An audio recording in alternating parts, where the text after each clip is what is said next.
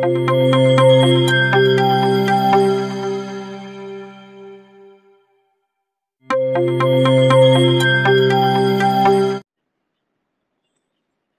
today is we'll study about asexual topic number 2. Okay, जो कि fission का topic था और उसका जो टॉपिक है वो बडिंग है इस समय। ठीक, हम बडिंग के बारे में हम देखेंगे। अभी तक हमने जितना भी देखा एसेक्सुअल रिप्रोडक्शन का डिफिनेशन देखा, उसके बाद फिर कितने टाइप्स के होते हैं, फिर उसमें जो क्या कहते हैं उनके टाइप्स थे उनको देखा।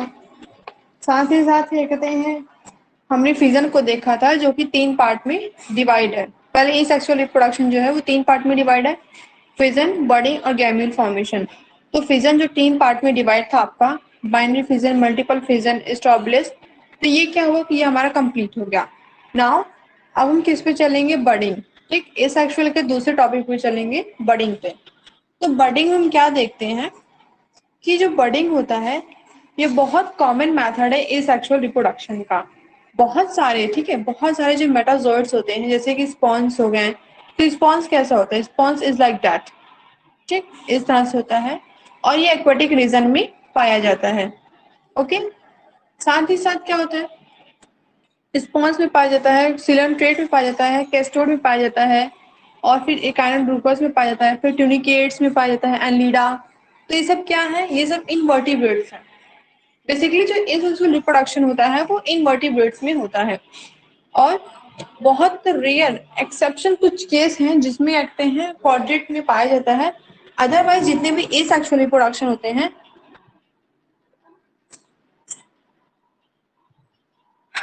जूलॉजी चल रहा है, जितने भी एसेक्सुअल रिप्रोडक्शन होते हैं सब इनवर्टिब्रेट्स में होते हैं। ठीक, उसके बाद और हम देखें तो अगर हम बात करें ट्यूनिकेट्स, तो ट्यूनिकेट्स क्या है? ट्यूनिकेट्स जो है वो आपका क्वाड्रेट है। ठीक, वो वर्टिब्रेट है, इनवर्टिब्रेट नहीं है।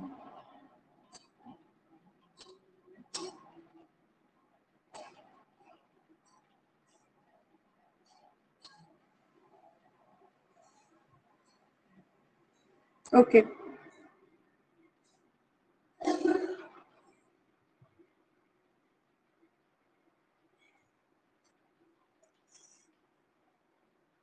after attending this class I talk with you. Bud arises from epithelial sheet of mature individual and act as a membrane of the wall of cavities. कहने का ये मतलब है कि जो बड है वो एपिथेलियल शीट बनाता है। मतलब एपिथेलियल शीट मतलब it is the outer layer. कोई भी इंडिविजुअल का जो आउटर लेयर होता है उसको हम बोलते हैं एपिथेलियल शीट। ठीक, और साथ ही साथ क्या कहता है, एक कैविटी, एक वॉल कैविटी प्रोड्यूस करता है। उसके बाद no organ of parent passes on such as offspring. इसमें कोई भी ऑर्गन जो होता है बडिंग में वो पेरेंट्स के जरिए इंडिविजुअल या फिर ऑफस्प्रिंग में पास नहीं होता है। लेकिन कुछ चीजें हैं जैसे कि एपिथेलियल लेयर हो गया, तो वो क्या हुआ कि ऑर्गेनिज्म में, एडल्ट ऑर्गेनिज्म में वो अपने आप डेवलप हो जाता है। साथ ही साथ अगर हम कुछ हम टैपिकली लेयर की बात करें, जैसे कि कुछ तरह के बडिंग है जैसे कि सिलेंट्रेट हो गया और ट्यूनिकेट्स हो गया, तो इसमें जो है बडिंग कुछ अलग तरीके से होती है और बहुत मोस्टली इसमें बहुत ज्यादा पाई जाती है। ठीक, externally the early bud appear a small sub swelling और न्यूड्यूल्स। कहने का ये मतलब है कि जब बडिंग होता है तो सबसे क्या होता है, जैसे ये बडिंग है तो इसमें सबसे पहले एक अर्ली बर्ड प्रोड्यूस होता है, छोटा सा बर्ड होता है वो प्रोड्यूस होता है। उसके बाद क्या होता है कि जब ये बर्ड प्रोड्यूस हो जाता है तो इसका जो लेटरल पार्ट है, मतलब ऊपरी की जो साइड है, वो इसका वो कट के गिर जाता है। कट के गिरने के बाद वो न्यू जनरेट होता है और एक नया पेरेंट इंडिविजुअल फॉर्म होता है वो। ओके, और क्या होता है इसमें कि जब ये कट के गिरता है इंडिविजुअल, जो एंटीरियर पार्ट, एंटीरियर ऑर्गन मतलब होता है निचला हिस्सा, और सॉरी एंटीरियर मतलब होता है ऊपरी हिस्सा और पोस्टीरियर मतलब होता है निचला हिस्सा। जो इसका जो एंटीरियर पार्ट है वो डेवलप होता है और साथ ही साथ पोस्टीरियर पार्ट कहते हैं वो डेवलप होना शुरू करता है। जो बर्ड है वो जब सेपरेट पूरी तरह से हो जाता है, ठीक, तो इस तरह से वो बंचेस में जब सेपरेट होता है तो काफी सारे बर्ड ऐसे करके बंच बनाते हैं और एक नए इंडिविजुअल या फिर एक कॉलोनी को वो फॉर्म करते हैं। अगर हम सिन्योट्रेट की बर्डिंग की बात करें कि उसमें कैसा होता है, तो सिन्योट्रेट में आपका हाइड्रा हो जाएगा। As we know familiar with hydra breeding process, so that we have to study about some topic or common terms like hypostomes. So what is hypostomes? If a seeded bird originally bird process, here we see that the tentacles of hydra body and bird। यहाँ पे इसमें पूरा क्या होता है, यहाँ पे हम पहले देखते हैं क्या कि इसका प्रोसेस कैसे होता है। तो जब क्या होता है, बर्ड जब एक कॉलोनी फॉर्म करता है तो वो पहले कैसे साइन देता है कि हाँ अब वो कटने वाला। साइन मतलब एक तरह से सिंपल इंडिकेट करना। तो क्या होता है कि कुछ इस तरह से वो फॉर्मेशन करता है।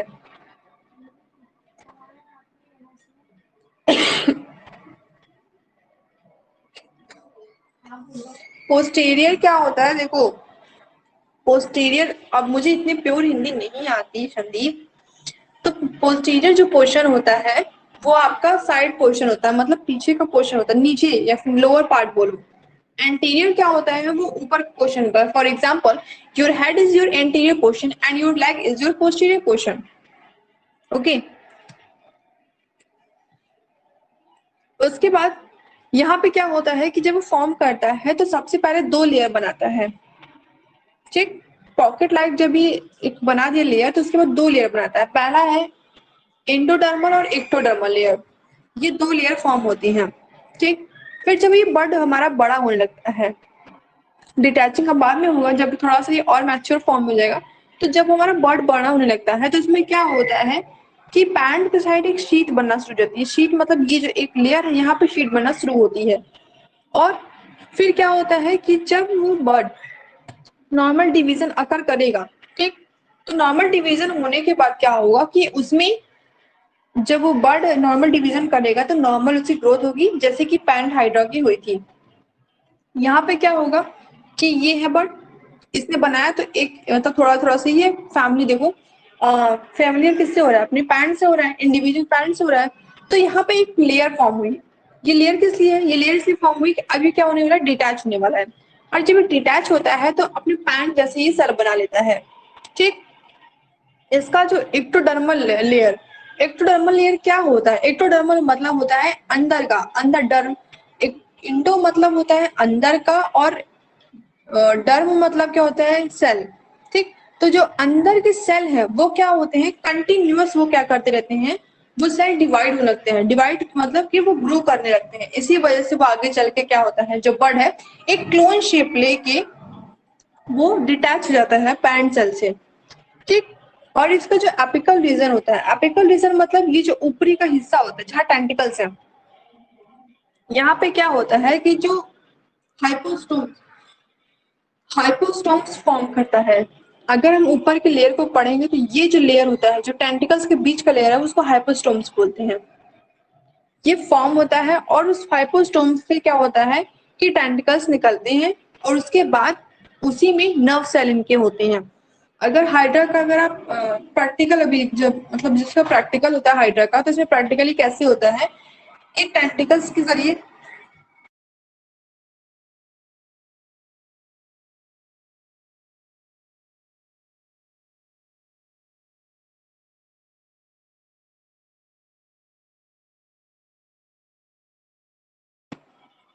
तो क्या होता है कि ये अपने टेंटिकल्स के जरिए अपने को पहचानते हैं कि हमारा जो मतलब हार्मफुल कोई भी हार्मफुल इनके लिए होता है प्रोडक्ट, तो पहचान लेते हैं कि हार्मफुल ऑर्गेनिज्म हमारे लिए है। ठीक, क्योंकि इनके जो नर्व सेल्स होते हैं वो कहाँ प्रेजेंट होते हैं, वो इनके टेंटिकल्स में प्रेजेंट होते हैं। ठीक है, उसके बाद हम और बात करें तो हम देखेंगे कि tentacles appear at the base of oral cone while mouth breaks up. कहने का ये मतलब है कि जो टेंटिकल्स है वो कहाँ प्रेजेंट होता है, तो टेंटिकल्स जो है वो ओरल बेस में प्रेजेंट होता है। मतलब ये ओरल बेस ये है यहाँ होता है, और सेंटर साइड क्या होता है कि सेंटर साइड ही इनके माउथ होते हैं। नाउ सी, इस डायग्राम में आपको पूरी तरह से सब कुछ डिस्क्राइब हो जाएगा। यहाँ पे आप क्या देखेंगे कि ये जो है ऊपर का एरिया जहाँ पे टेंटिकल्स अटैच है वो हाइपोस्पोस्टेरियर एरिया है।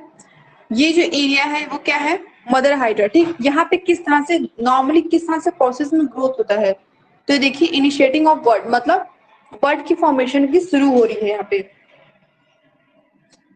प्रोसेस।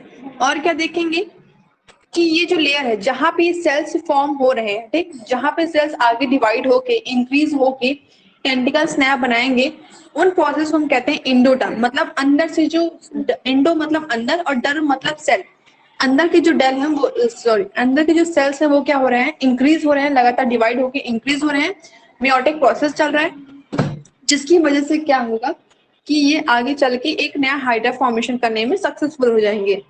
एक्टोडर्म क्या होता है, एक्टोडर्म वो एरिया होता है, एक्टो मतलब बाहर और डर्म मतलब सेल, तो बाहर का जो सेल है वो है एक्टोडर्म।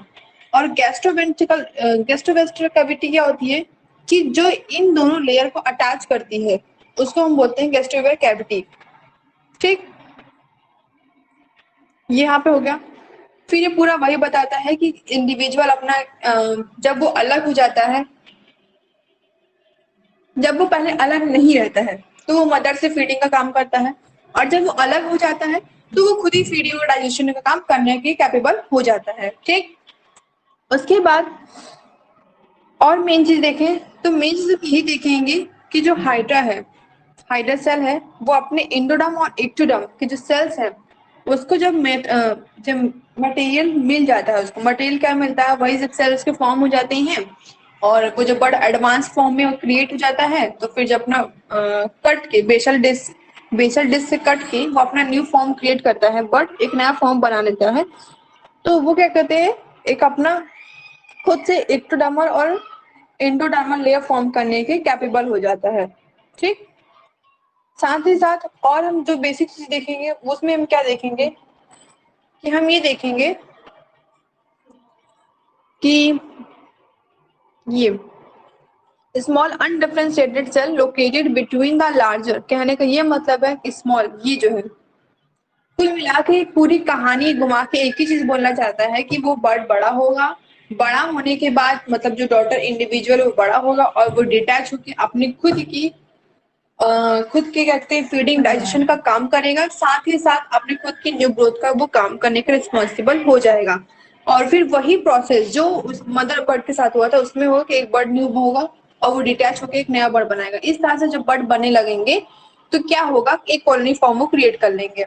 ठीक, अगर हम बात करें बर्डिंग इन ओबिलिया, ओबिलिया की बर्डिंग क्या होती है, तो वो ओबिलिया जो होता है वो जॉइड होता है, वो क्या ट्राइमॉर्फिक कॉलोनी बनाता है। ट्राइमॉर्फिक कॉलोनी कैसे बनाता है, जैसे कि ओबिलिया ट्राइमॉर्फिक कॉलोनी इसलिए बनाता है क्योंकि अभी तक बड़ी में क्या था, इस तरह चलता है फिर इस तरह से आता है, डिटैच हो एक बनाया, तो ये चलती गई एक नॉर्मल कॉलोनी बन रही है। लेकिन ट्राइमॉर्फिक कॉलोनी में क्या होता है कि वो एक पेड़ जैसा नहीं होता, एक पेड़ ये बनाया उसके बाद फिर ये कहते हैं यहाँ से डिटैच होगा, एक यहाँ से डिटैच होकर नया बनाया, तो एक फिर यहाँ से होगा, यहाँ से होगा, यहाँ से होगा, तो एक बहुत ज्यादा ही कॉम्प्लेक्स और तीन चार जैसे हाथ पैर निकले होते हैं, तो इसलिए उसको बोलते हैं ट्राइमॉर्फिक कॉलोनी। ट्राई मतलब तीन और मॉर्फिक मतलब पूरा घना हुआ, कॉलोनी मतलब कॉलोनी। ठीक, झुंड समूह। तो इसमें मेनली क्या होता है कि इसमें इस तरह से मेडुला होता है, ब्रोस्टला होता है, फिर कुछ कुछ इसके टेंटिकल पार्ट्स होते हैं, गैस्ट्रोजॉइड्स होता है। गैस्ट्रोजॉइड जो पार्ट होता है जब वो मैच्योर हो जाता है तो वही आगे चल के डिटैच हो जाता है। ठीक, इस तरह से बनाया। फिर इसमें कुछ जैसे पार्ट्स हैं इन ओबेलिया, प्रोपिलेशन और बर्ड फॉर्मेशन, चाहे आप प्रोपिलेशन प्रोसेस बोलिए या फिर बर्ड फॉर्मेशन। जब बर्ड फॉर्मेशन इसमें होता है तो ये जो स्टोलन पोर्शन होता है, ठीक, ये जो स्टोलन पोर्शन होता है इधर साइड का, ये है स्टोलन पोर्शन। ये जब स्टोलन प्रोसेस क्रिएट होता है तो ये आगे चल के इंक्रीज होता है, और इंक्रीज होने के बाद यहाँ पे सेल्स जो है डिटैच होती हैं और एक बर्ड डिस्क बना के वो अलग हो जाता है। ये एकदम सेम और सेम किसकी तरह होता है, ये क्या कहते हैं एक ओबेलिया जो है एक कॉलोनी टाइप में होता है ये, और हाइड्रा दोनों एक दूसरे से काफी ज्यादा अंतर है। हाइड्रा में आपका नॉर्मल बर्ड फॉर्मेशन होता है, जबकि यहाँ पे क्या कहते हैं, क्या होता है कि एक कॉलोनी बना के बर्ड फॉर्मेशन होता है। लेकिन दोनों में मेन बेसिक कॉमन चीज क्या है कि दोनों में सेल का मूवमेंट चलता है। ठीक, दोनों किसके लिए रिस्पॉन्सिबल है, दोनों बर्ड फॉर्मेशन के लिए रिस्पॉन्सिबल होते हैं।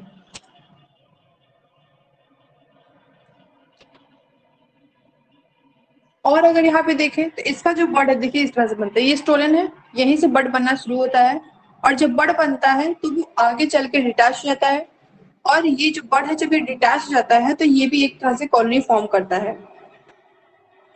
ठीक है, इसकी कुछ चीजें होती हैं जो मेजर जो हमको याद करनी होती हैं, क्योंकि बेसिकली अगर हमको डायग्राम याद है तो क्या है, डायग्राम याद है तो हम कुछ पॉइंट खुद से भी लिख सकते हैं। एग्जाम के रिफर्स अगर हम देखें तो सिर्फ डायग्राम मैटर करता है एज वेल उससे इसकी लेबलिंग मैटर करती है। लेबलिंग के साथ कुछ उसके की टर्म्स होते हैं जो कि आपको लिखना जरूरी होता है, जैसे कि की टर्म्स क्या होते हैं, हाइपोस्टोम्स, हाइड्रोथिका, उसके बाद हम उसके टेंटिकल्स, माउथ्स, और फिर उसके बाद किस तरह से किस कॉन्ट्रैक्शन से हो रहा है, कॉन्ट्रैक्शन मतलब क्या होता है, किस तरह से वो जुड़ रहा है, फिर किस तरह से अलग हो रहा है, और जब वो एक न्यू कॉलोनी बनाता है तो यही पूरी प्रोसेस वो कहते हैं कि जब ओबेलियन है पूरी एक न्यू कॉलोनी बनाई तो उसे कहते हैं ओबेलियन एसेक्सुअल रिप्रोडक्शन।